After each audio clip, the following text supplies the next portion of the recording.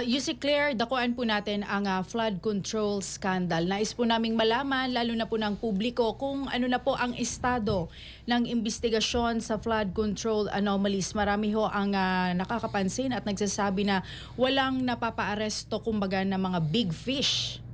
Ano po ang masasabi ng palasyo tungkol sa ano po ba yung progreso na ng investigasyon?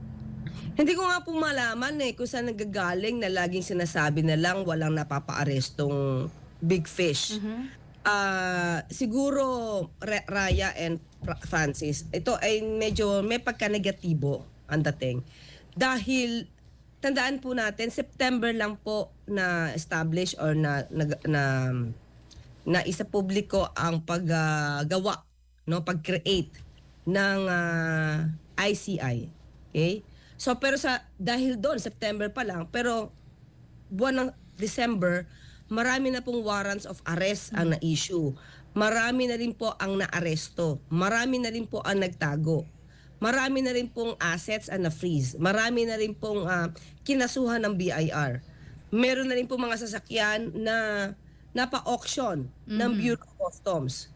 At si Saldico ay na-cancel na rin po ang passport. Merong warrant of arrest. Ang Diskaya po ay ngayon po ay nakakulong. Na-arrest at nakakulong. So hindi natin alam kung saan nanggagaling na bakit wala pang malaking isda. Raya, hindi ito basta-basta minamadali. Ang pangako ng Pangulo at that time, maraming hindi magiging merry ang Christmas. Yes. Sa mga na-aresto, naging merry ba ang kanilang Christmas? Siguro ang iniisip ng mga kababayan natin, yung mga nagiging negatibo sa ganitong aspeto, may mga politiko na dapat na makulong agad. Hindi naman po iyan tinatanggal ng Pangulo. Ang sabi nga po niya, lahat ng sangkot ay dapat na managot.